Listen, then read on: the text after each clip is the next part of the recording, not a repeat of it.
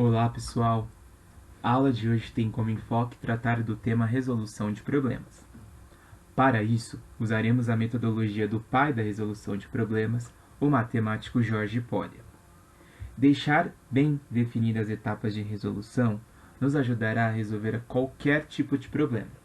Cabe lembrar aqui que a escolha dessa metodologia não é a única forma de estruturar uma resolução de problemas, mas nessa atividade seguiremos as instruções dessa metodologia para alcançar a solução de um problema.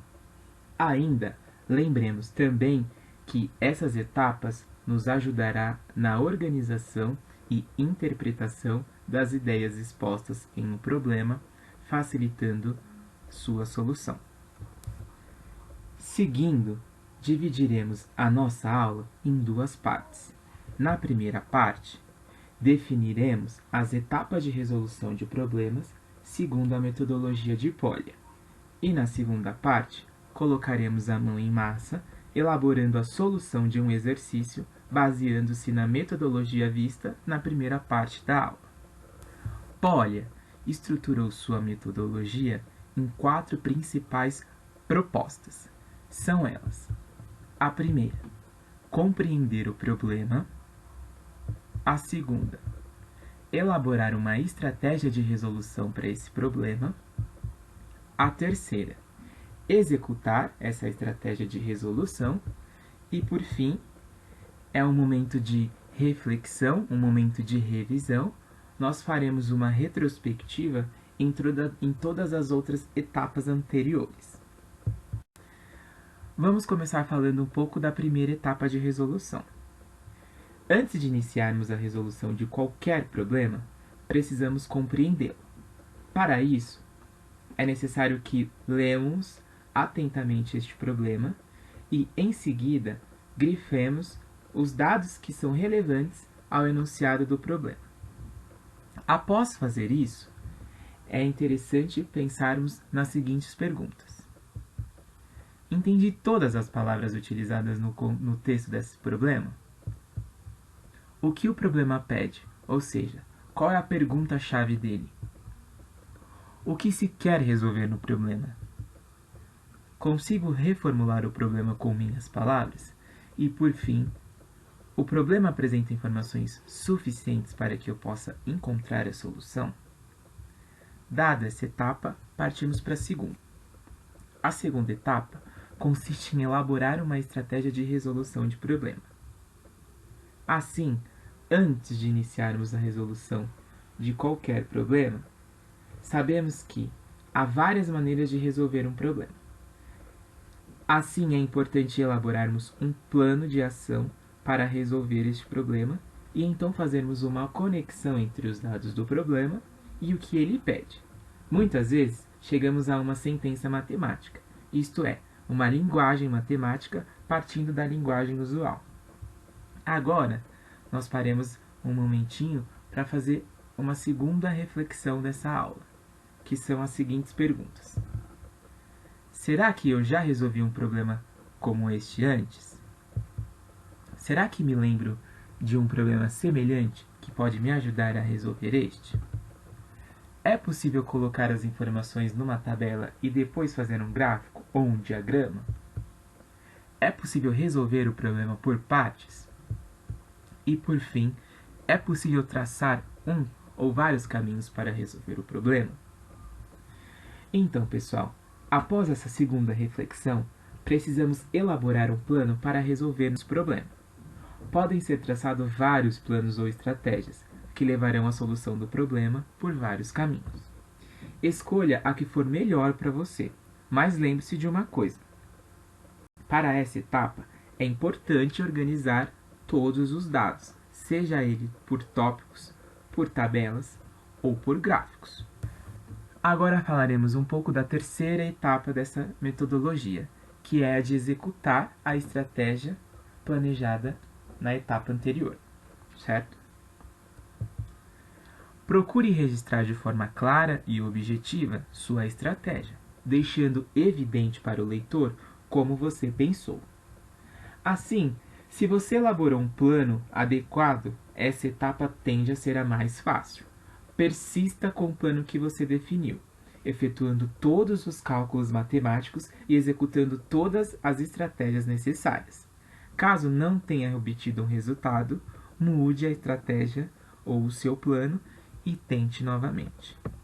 Agora falaremos da nossa quarta e última etapa dessa metodologia, que é um momento de revisão, ou seja, nós vamos fazer uma retrospectiva para as etapas anteriores.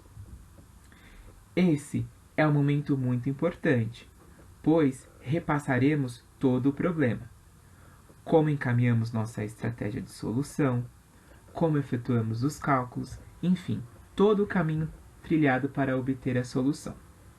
Esse processo precisa ser muito cuidadoso e constitui excelente exercício de aprendizagem, servindo também para detectar e corrigir possíveis enganos. Por fim, após toda o percorrimento, dessas etapas, verifique se os resultados estão coerentes com os dados apresentados no problema e logo em seguida elabore a resposta final, deixando clara a sua conclusão. Agora, seguimos para a segunda etapa da nossa aula, que é a de resolução de um problema. Bom, ao meu ver, essa é a etapa mais importante da aula, pois é nela que nós vamos aplicar a metodologia discutida na primeira etapa. E para isso, eu escolhi um exercício do Enem do ano de 2013.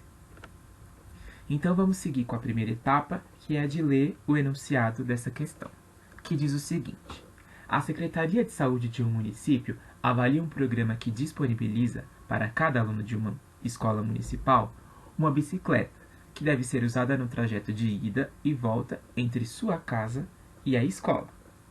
Na fase de implantação do programa, o aluno que morava mais distante da escola realizou sempre o mesmo trajeto, representado na figura ao lado, na escala de 1 para 25.000 por um período de 5 dias. Agora vamos ao comando desse exercício. O autor dessa questão está interessado em saber quantos quilômetros esse aluno percorreu na fase de implantação do programa, certo? Bom, agora nós chegamos no finalzinho da primeira etapa e aí a gente vai para a segunda etapa, que é a seguinte. Antes, na verdade, de ir para a segunda etapa, a gente vai fazer a marcação na questão das informações importantes para a resolução desse problema. Então, façamos isso. Observando o enunciado da questão, a primeira parte importante do enunciado é que o trajeto desse aluno é tanto de ida quanto de volta, certo? Além disso, o enunciado diz também que o aluno ele realiza o mesmo trajeto todos os dias. O problema também conta com uma escala do mapa, que é a escala de 1 para 25.000. E por fim, ele nos diz que essa parte da implantação, esse processo, ele dura aí uma duração, um período de 5 dias, certo? Bom, agora a gente precisa nos atentarmos para o mapa, porque ele nos fornece informações importantes também. Então aqui o mapa diz que o percurso do aluno vai da casa dele até a escola.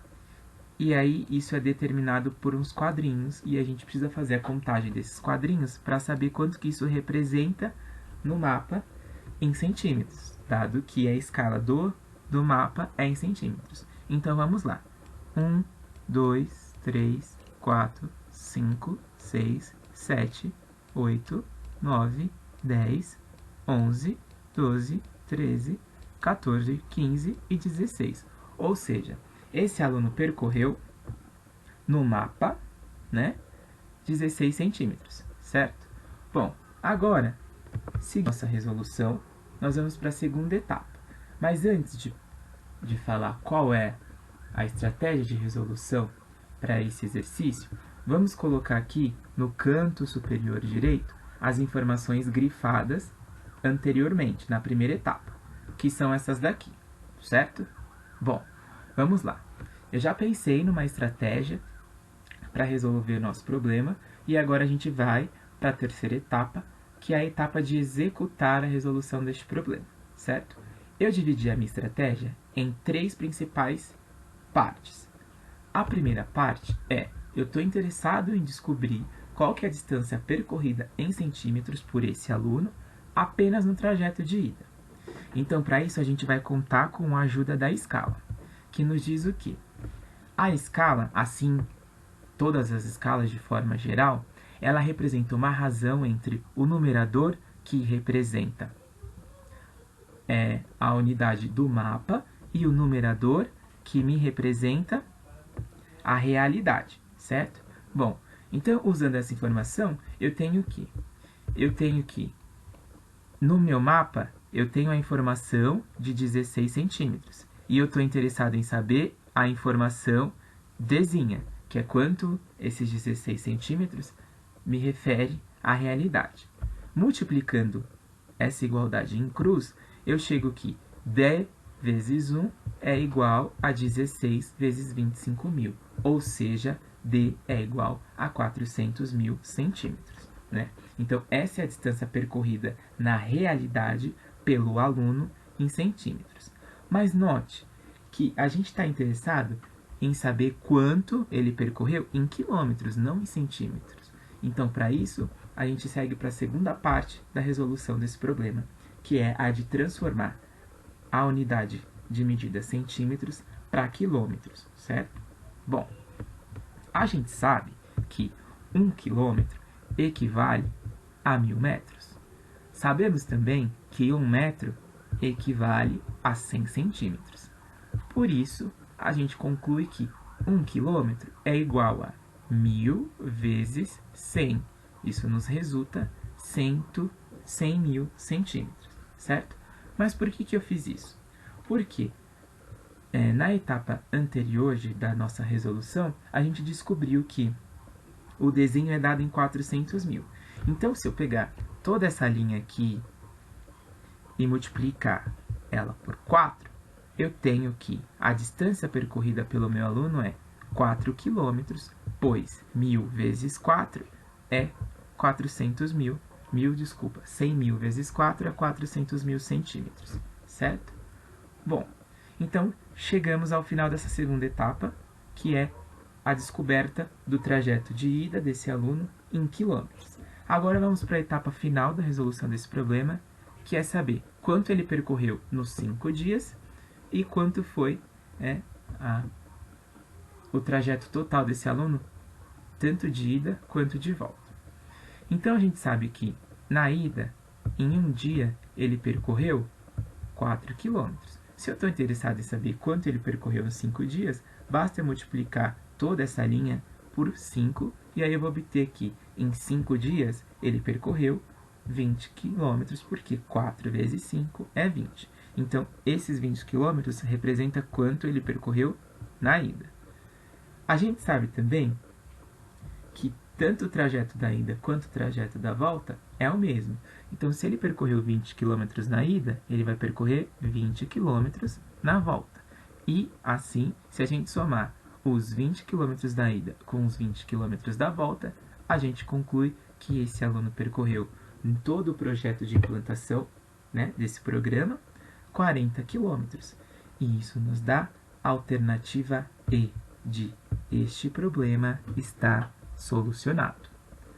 Bom, dado o final da nossa terceira etapa da metodologia de Polya, agora a gente iria para a quarta, que é a seguinte: ver se o nosso problema, se a nossa resolução de fato está coerente.